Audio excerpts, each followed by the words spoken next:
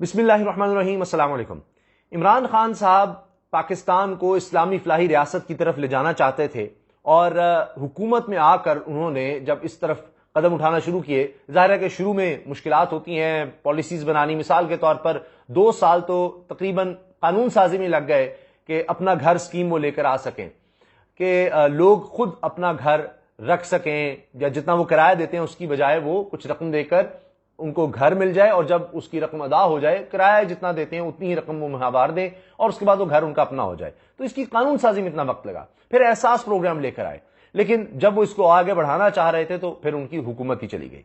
اب عمران خان صاحب نے پھر اس چیز کا بیڑا اٹھا لیا ہے اور باقاعدہ قانون سازی کرنے لگ گئے ہیں، قانون بنانے لگ گئے ہیں۔ قانون کا مطلب یہ ہے کہ اس سے پھر کچھ کوئی نکل نہیں سکتا، پابند ہو جائے گا کہ اب جو غریب لوگ ہیں، غریب خاندان، ان کی کفالت حکومت کی ذمہ داری ہوگی قانونی طور پر۔ اور پنجاب میں یہ ایکٹ لایا جا رہا ہے، آپ اندازہ لگائیے، یعنی کفالت کا مطلب یہ ہوتا ہے کہ ان کا خیال رکھنا، ان کی ضروریات زندگی کو پورا کرنا، یہ اب حکومت کی ذمہ داری ہوگی۔ اس طرف اب تیزی سے قدم بڑھایا جا رہا ہے۔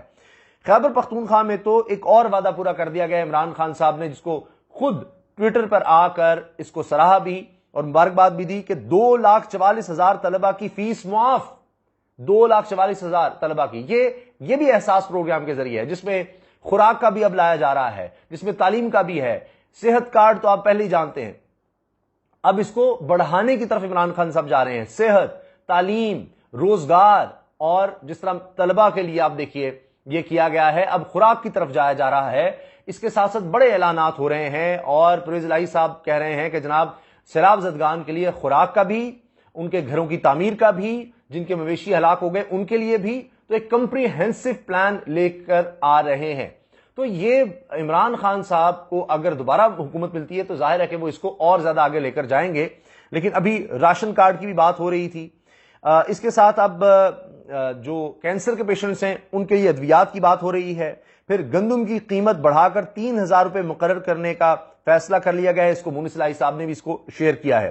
تو پہلی چیز جو میں آپ کے سامنے رکھنا چاہ رہا ہوں کہ یہ جو کفالت کا پروگرام ہے، یعنی ان کی خوراک کا انتظام، ان کی بنیادی ضروریات زندگی کا، جو غربت سے نیچے زندگی گزار رہے ہیں کروڑوں لوگ ہیں، پنجاب سے اس کا باقاعدہ آغاز اب کیا جا رہا ہے۔ اور ظاہر ہے کہ اب خیبر پختونخوا میں بھی حکومت ہے، وہاں بھی دیکھا جا رہا ہے کہ اس طرف بڑھا جا رہا ہے۔ پنجاب میں خطے غربت سے نیچے افراد کی کفالت حکومتی ذمہ داری قرار دینے کا فیصلہ کر لیا گیا ہے۔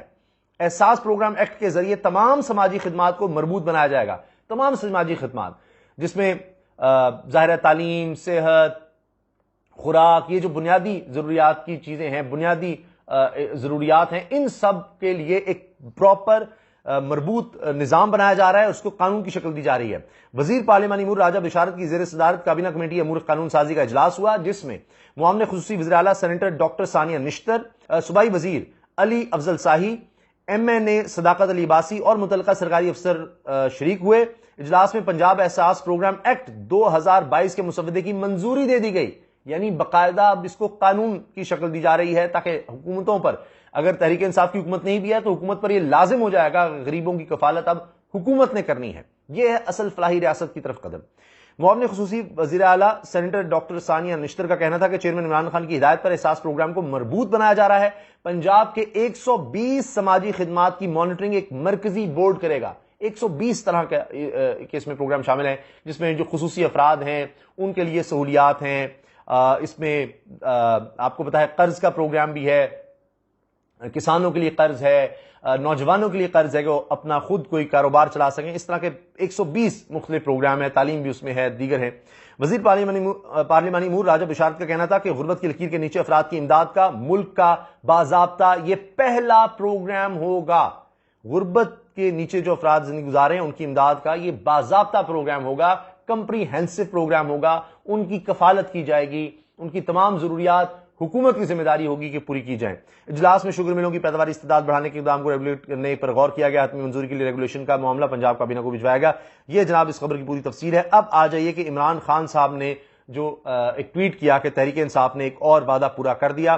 عمران خان صاحب کہہ رہے ہیں کہ جی اب ڈیجیٹل دور ہے، اور اس میں ظاہر ہے کہ تعلیم یافتہ جو بچے ہوں گے سب سے بہتر روزگار اور زندگی میں اگر انہوں نے آگے بڑھنا ہے، پاکستان نے آگے بڑھنا ہے، تو یہی راستہ ہے۔ عمران خان صاحب کہتے ہیں تحریک انصاف کا ایک اور وعدہ نبھانے پر کے پی حکومت کا شکریہ، انصاف تعلیم کارڈ کے ذریعے صوبے کے سرکاری کالجز میں 2,44,000 طلبہ و طالبات کی 100% فیس معاف کی جائے گی۔ ڈیجیٹل دور میں بطور خاص تعلیم ہی ایک بہتر مستقبل کی کنجی ہے اور کے پی میں تعلیمی مواقع کی راہ سے رکاوٹیں دور کی جا رہی ہیں۔ اب اس کے ساتھ ساتھ یہ ہائر ایجوکیشن کے حوالے سے ہے، بنیادی تعلیم تو ظاہر ہے ہی، لیکن ہائر ایجوکیشن جو بچے حاصل کر رہے ہیں ان کی بھی تعلیم مفت، یہ لاکھوں روپیہ دینا پڑتا ہے اس کے لیے۔ اچھا، اس کے ساتھ اب آپ یہ دیکھیے متاثرین سیلاب کے گھروں کی تعمیر کے لیے نقد رقم دی جائیں گی، وزیر اعلیٰ پنجاب نے یہ کہہ دیا ہے۔ وزیر اعلیٰ پرویز الہی کا سیلاب متاثرہ کاشتکاروں کو مفت سولر پمپ دینے کا اعلان۔ مفت سولر پمپ یعنی اب ان کو نہ بجلی کا بل دینا ہوگا، ان کا جو پانی کا مسئلہ ہے وہ حل ہو جائے گا، ان کو اپنے پیروں پر کھڑا ہونے کے لیے یہ بہت بڑی مدد ملے گی اور اس کو پھر کنٹینیو آگے رکھنا ہے۔ اچھا، مفت سولر پمپ ہیں اور اس کے ساتھ ساتھ پرویز الہی صاحب نے صحافیوں سے بھی اس پر بات کی ہے، شہباز شریف پر تنقید کی ہے کہ جناب ان کو تو صرف مانگنا آتا ہے، اس طرح کی باتیں کر دیتے ہیں۔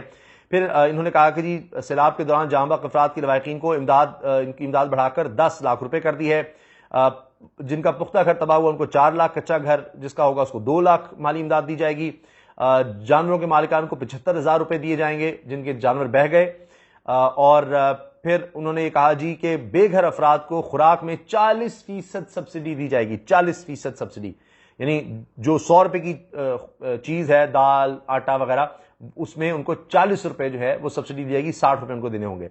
اچھا، اس کے ساتھ ساتھ انشورنس کا انہوں نے کہا کہ جی ہم یہ پریس کلب کے لیے انہوں نے اناؤنسمنٹ کی، ریسکیو کا انہوں نے کہا کہ جی 1122 کو ہم مزید بہتر بنا رہے ہیں اور ایمرجنسی میں ادویات فراہم کرنا شروع کر دی ہیں اور اس کو ہم اور زیادہ آگے لے کر جا رہے ہیں۔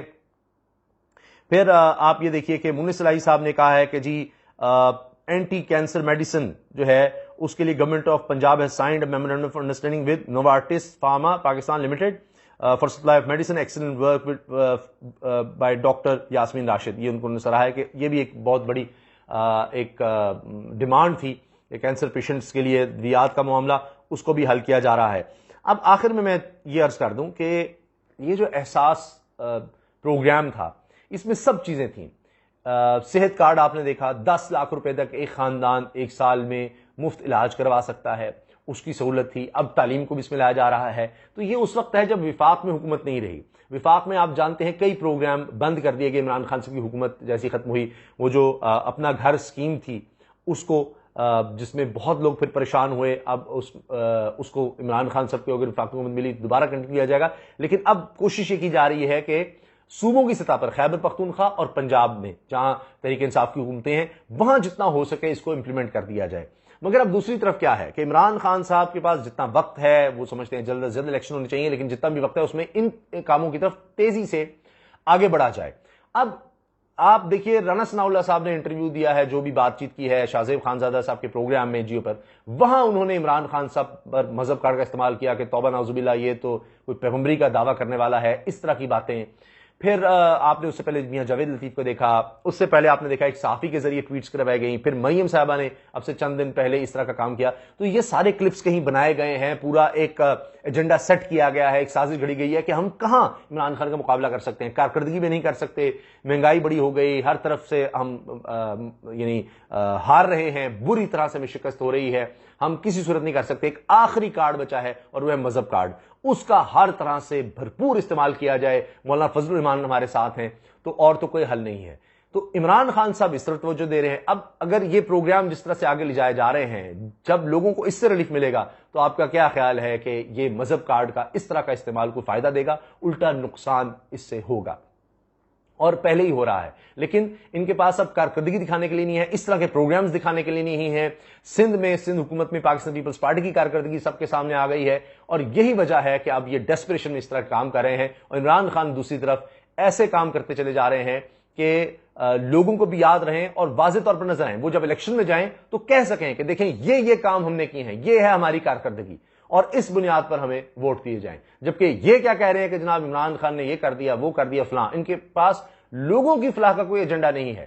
ان کے پاس صرف عمران فوبیا ہے.